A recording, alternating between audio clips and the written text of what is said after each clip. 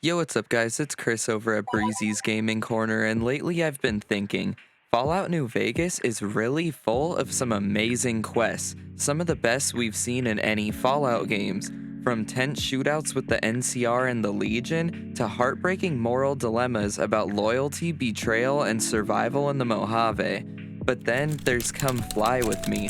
This side quest is hands down one of the funniest, weirdest, and most unexpectedly choice-driven quests in the entire game. It's got religious ghouls who want to fly into space, a nightkin in the basement who's just trying to locate some stealth boys, and a human who genuinely thinks he's a ghoul because he has an unfortunate hair problem.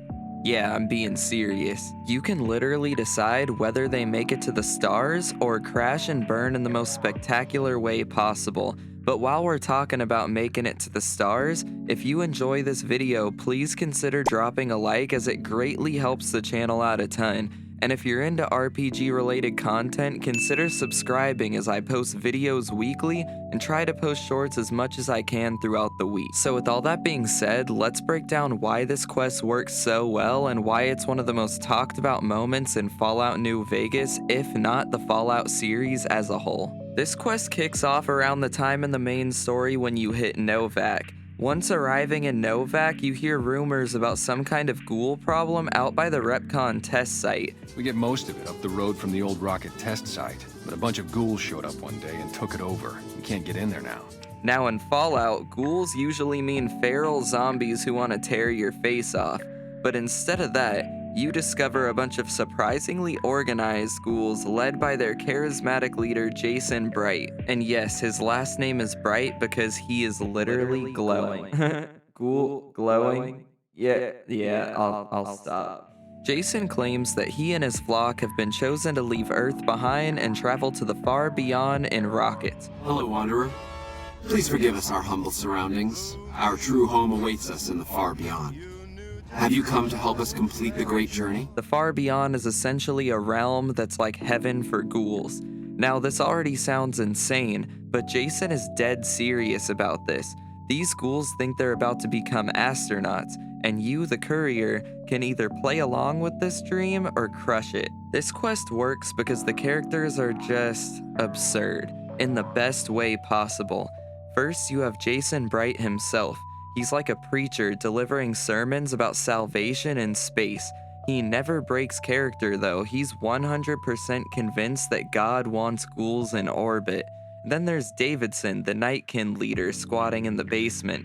He's paranoid, aggressive, and constantly yelling about his invisible friend Antler, which by the way is just the skull of a Brahmin. Yes, a mutant is taking military advice from a cow's skull. And no, I did not forget about Chris Haversam, the poor bastard. He thinks he's a ghoul. Your pranks won't work on me, Smoothskin. They won't work on Jason either. Stop wasting my time, Smoothskin.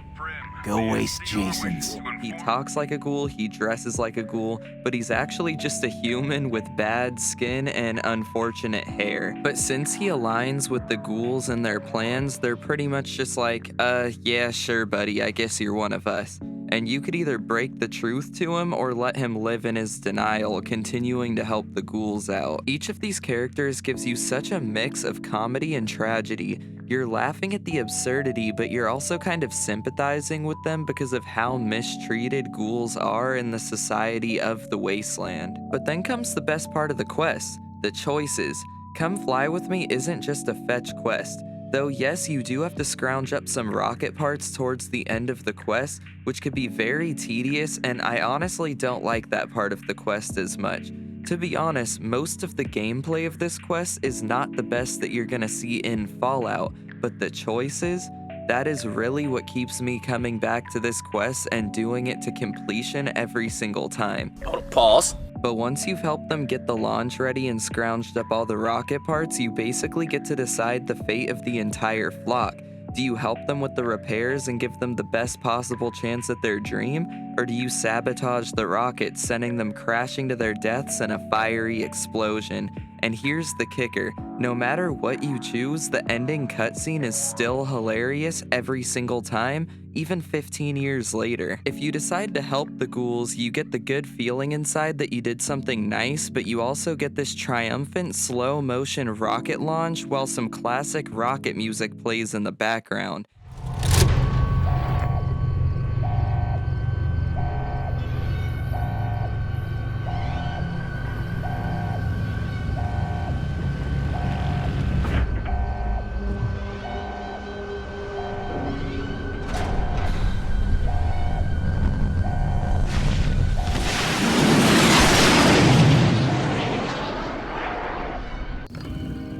And you even think to yourself, wow, maybe they really did make it to the stars. But if you sabotage it, the rockets just go spinning out of nowhere and explode midair while the same epic music plays in the background. It's so perfectly ironic. And that's peak Fallout comedy, to be honest with you, giving the player freedom, but also making sure that both outcomes are equally entertaining in their own right. What makes this quest so memorable isn't just the comedy, it's the balance between tone, choice, and consequence. It's funny, but it's not just funny, there's a real emotional core. Jason and his followers genuinely believe in the mission that they're trying to take part in. It's weird, but it's not meaningless. It ties into Fallout's larger theme of people trying to escape reality through delusion.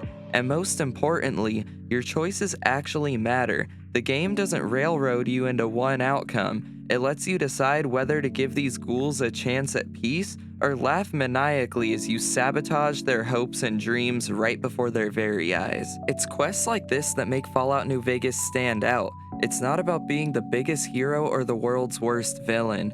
It's about how you react to the absurdity that comes with the wasteland.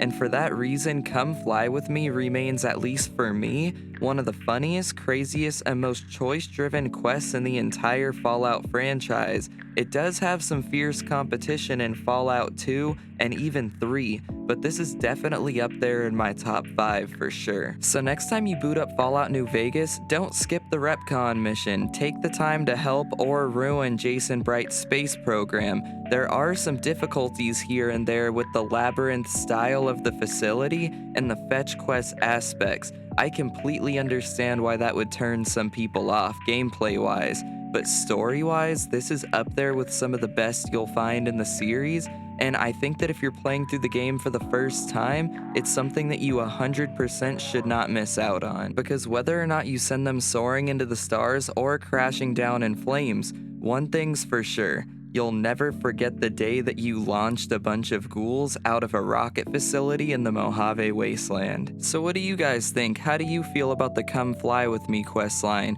Do you love it? Do you hate it? Is it something you avoid like the plague, or do you do it every single time you play the game? Let me know in the comments below. And as always, if you like this video, be sure to drop a like as it greatly helps this channel out a ton. And if you like weekly RPG related content, consider subscribing as I do post videos weekly and I try to post shorts as much as I possibly can. Alright, so that's pretty much all I got for you guys this week. Thanks again for watching and I will catch you in the next one. Peace.